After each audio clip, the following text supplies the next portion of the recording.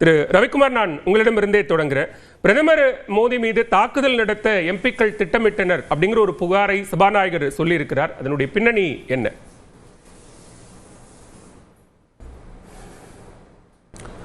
இன்றைக்கு சபாநாயகர் சொல்லியிருக்கிற விளக்கம் பிரதமரை பாதுகாப்பதற்காக சொல்லப்பட்ட ஒரு குற்றச்சாட்டு அல்லது கட்டவிழ்த்து விடப்பட்ட பொய் என்று தான் சொல்ல வேண்டும்.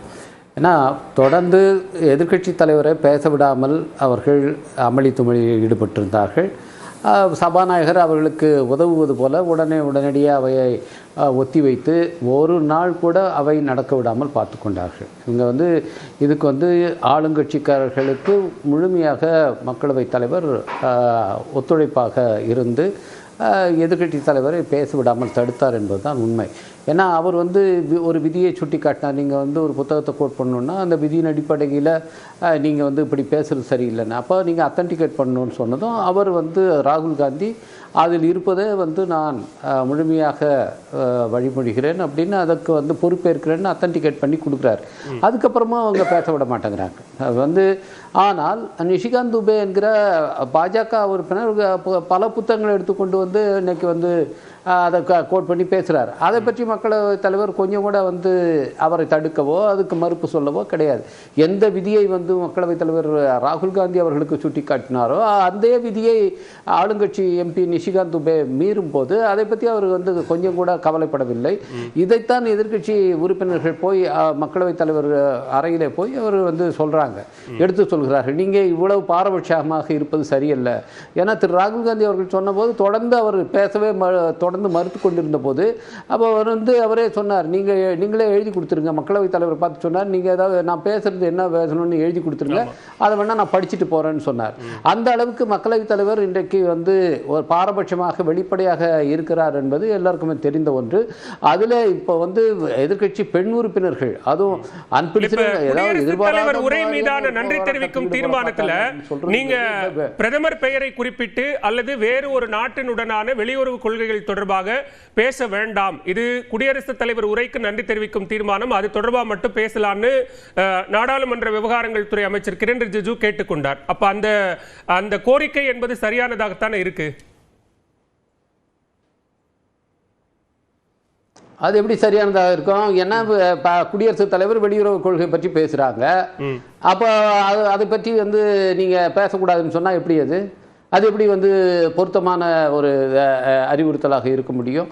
குடியரசுத் தலைவர் உரை மேல பேசவே கூடாதுன்னு சொன்னா அப்புறம் வேற எது மேல தான் பேசுறது? அப்போ அவங்க வெளியுறவு கொள்கை பற்றி அவங்க பேசியிருக்கிறாங்க. அப்போ வெளியுறவு கொள்கை பற்றி இவங்க பேசுகிறாங்க. நீங்கள் சீனாவுக்கு இந்தியாவை தாரை பார்த்து விட்டாங்க, இந்தியாவுடைய இறையாண்மையே இன்னைக்கு விட்டு கொடுத்துருக்கிறீங்க. அதை நாங்கள் யாரும் சொல்லலை.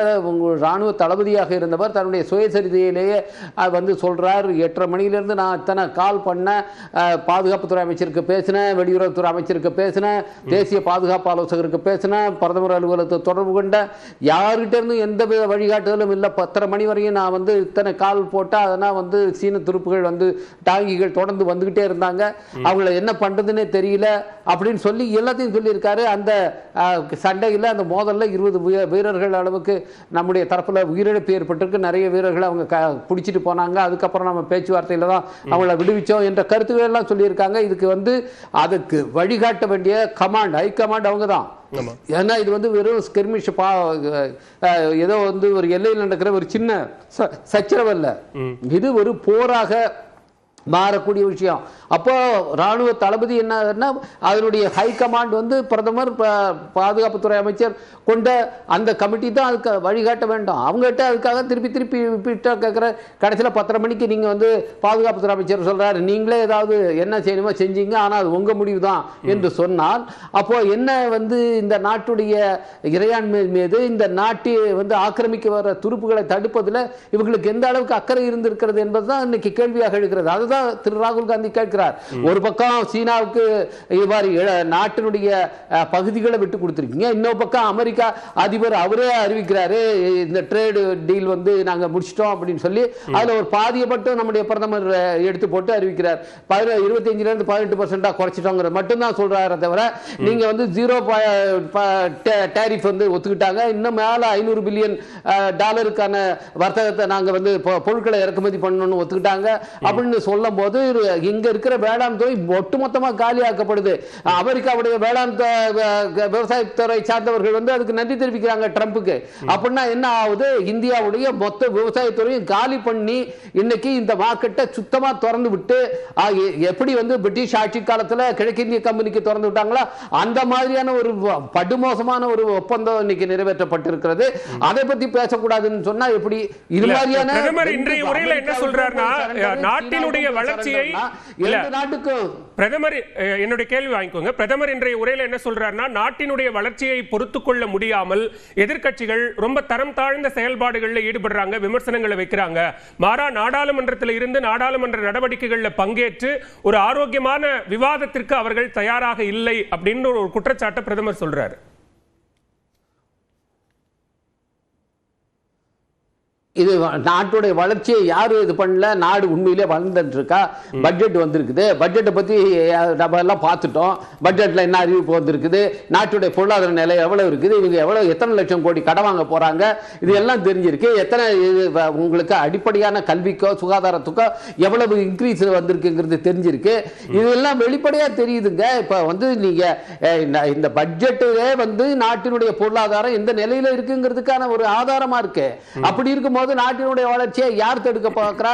நாட்டின் வளர்ச்சியை தடுப்பதே நம்முடைய பாஜக அரசு தான். இன்னைக்கு அமெரிக்காவோட போட்டிருக்கிற ஒப்பந்தம் இந்தியாவில் இருக்கிற சிறு குறு நடுத்தர தொழிற்சாலைகளை சுத்தமா அழிச்சு ஒழிச்சிடும். அதே மாதிரி இந்தியாவில் இருக்கிற வேளாண் துறையை சுத்தமா அழிச்சு ஒழிச்சிடும். இதுக்கான ஒரு ஒப்பந்தத்தை போட்டுட்டு அந்த ஒப்பந்தத்தை பத்தி ட்ரம்ப் அமெரிக்க அதிபர் சொல்றாரு, இதுவரைக்கும் ஏதாவது நம்முடைய பிரதமரோ நம்முடைய நிதியமைச்சரோ பிரதமர் சொன்னதை அப்படியே எல்லாரும் ரீட்வீட் பண்ணிருக்காங்களா?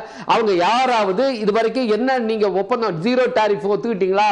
என்னென்ன இதுக்கு நீங்க $500 பில்லியன் ஒத்துக்கிறீங்க? அவர் சொல்றாரு நீங்க வந்து வெனிசுவேலாவில தான் நீங்க ஆயில் வாங்க போறான்னு ஒத்துக்கிட்டாங்கன்னு சொல்லி, அது நீங்க ஒத்துக்கிட்டீங்களா? ஈரான்ல வாங்குறதை விட வெனிசுவேலாவில் வாங்கினா எவ்வளவு அதிகமாகும்? அந்த சுமை எல்லாம் யார் மேல போகுது? பட்ஜெட் அறிவிக்கிறதுக்கு முன்னே நீங்க கமர்ஷியல் கேஸ் சிலிண்டருக்கு $49 வச்சிருந்த யாரு? இன்னைக்கு வந்து இந்த ஒப்பந்தம் அமெரிக்காவோட ஒப்பந்தம் நடைமுறைக்கு வந்தால் டீசல் வந்து $200 ஆக போகுது, பெட்ரோல் $300 ஆக போகுது. இதான் நடக்க போகுது. இது யாரு? நம்ம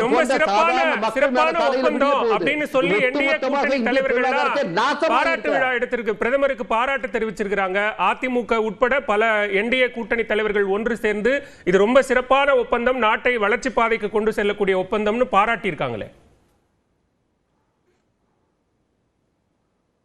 அதுதான் ஏன்னா எந்த அளவுக்கு இங்க இருக்கிற என்டிஏ கட்சியுடைய கூட்டாளிகள் இருக்கிறாங்க. நம்ம அதுவும் மரியாதைக்குரிய திரு எடப்பாடி பழனிசாமி அவர்கள் எந்த அளவுக்கு தன்னுடைய தனித்தன்மையை நம்ம ஒரு கட்சிக்கு தலைவர் என்பதே கூட மறந்துட்டு அவர் பாஜக காரர்களை விட முந்திக்கிட்டு இன்னைக்கு அந்த ஒப்பந்தத்தை வரவேற்கிறார்னா எவ்வளவு மோசமான நிலைக்கு இன்னைக்கு அந்த கூட்டணி இருக்குங்கிறதுக்கான ஒரு அடையாளம். இன்னைக்கு அதிமுக தலைமையிலான கூட்டணியே கிடையாது, அது பாஜக கூட்டணியாக மாறிவிட்டது.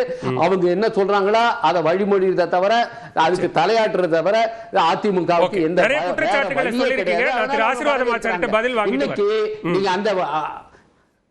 முதல் சுற்று பார்வையை எடுத்துக்கிறேன், பதில் வாங்கிட்டு வரேன்.